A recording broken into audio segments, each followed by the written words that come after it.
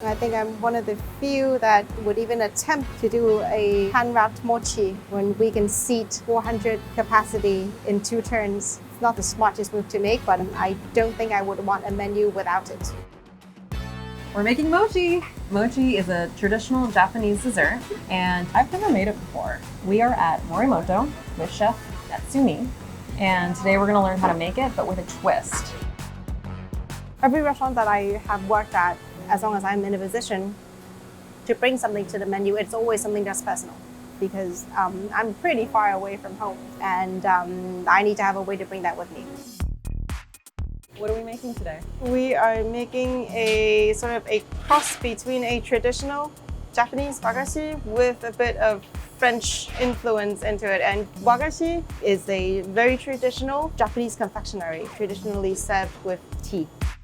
At the very end, it is something that we wrap inside what we call mochi. And mochi is just a combination of rice flour, sugar, water, sort of like pasta dough.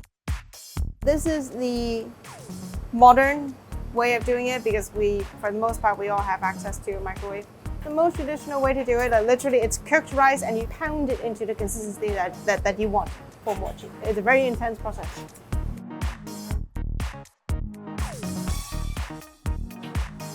This is the best way to prevent it from sticking. Rice flour and cornstarch. They just have to be a uniform thickness. It's almost like a dumpling skin or wonton skin, yes, whatever you want to call it. Bubble gum that you can swallow. Yeah, it's slightly sweet. Just dissolves in your mouth. For Western diners, they like a variety in texture. Something that's soft, something that's crunchy, something that's crispy, and something that's creamy, like almost in one bite. I think that's the biggest difference in the palates between East and West. Traditional mochi, there's not a base. It's just all soft mochi. Okay. So this is going to be a biscuit. This will be the base to the mochi that we're going to wrap later on.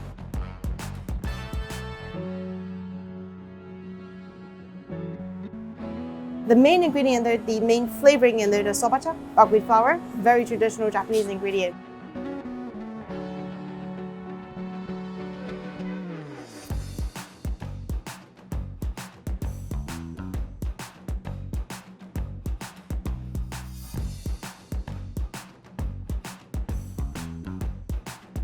So now then I would bake these.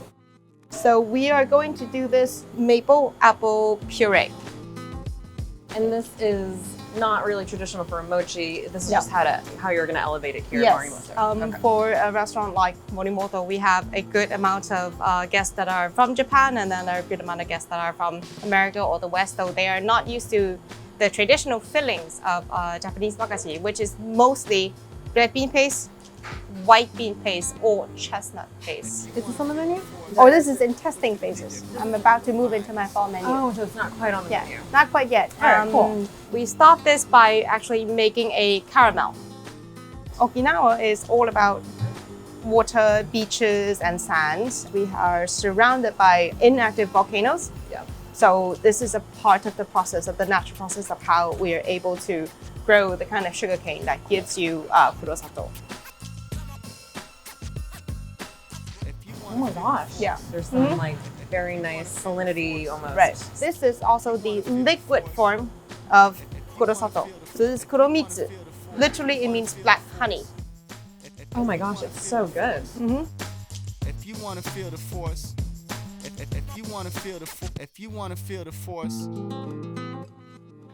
My grandmother, my most preliminary wagashi training is from her. She started teaching me when I was 4 years old. 2 things that got me very much disciplined, thank God.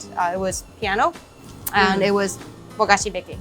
You can't hurry wagashi, you kind of have to stay there. Patience. Yes. This is the miso part. This is going to be true caramel base.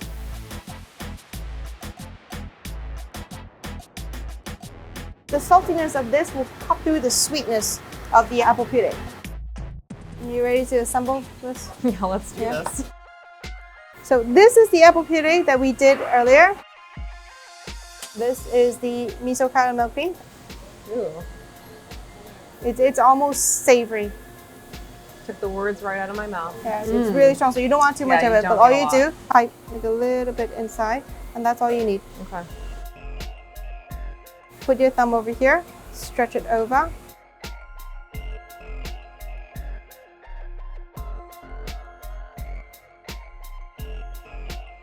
Cheers. Cheers. Whole thing? Oh. Holy. I've never had mochi like this. There's texture, and you have the soft filling, and that hint of that caramel is like a little like punch in the mouth, but in like a really great way. Do you think your grandmother would enjoy this mochi? I think I can tell you exactly how she would react. She would look at it like it's from outer space, Untrusting? and then take one small bite, and then probably say, "What are you doing?" Her taste buds are just Traditional, Yeah, that's all what she grew about up that. with, that's what she likes, Yeah. and that's how it's done. She just passed away 2 years ago. So like she's still very much with me in a sense. I don't feel that she's gone. Without her, really, this part of me would not exist.